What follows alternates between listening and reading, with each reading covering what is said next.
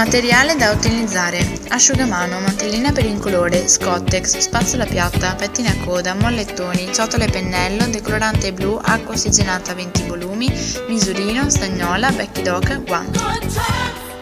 Esecuzione: posizioniamo la mantella sulle spalle della cliente, mettendo un pezzo di Scottex facendolo rientrare nell'asciugamano. Pettiniamo i capelli ed suddividiamo la capigliatura a croce in 4 sezioni. Dopodiché fermiamo con un mollettone le ciocche nella zona parietale laterale. Nella zona della nuca prendiamo una ciocca a larghezza di pettine in entrambe le sezioni posteriori, isolando il resto dei capelli. Successivamente mettiamo nella ciotola 3 misurini di decolorante blu e 100 ml di acqua ossigenata a 20 volumi. Mescoliamo il tutto fino ad ottenere una miscela omogenea.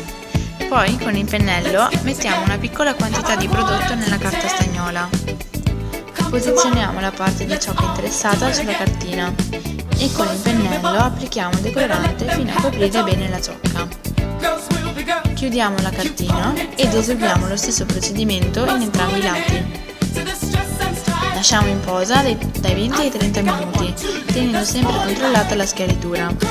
Quando abbiamo ottenuto l'effetto desiderato, sciacquiamo ciocca per ciocca, eseguiamo uno shampoo e successivamente applichiamo il balsamo. Finito il procedimento di lavaggio, effettuare una prima piacere.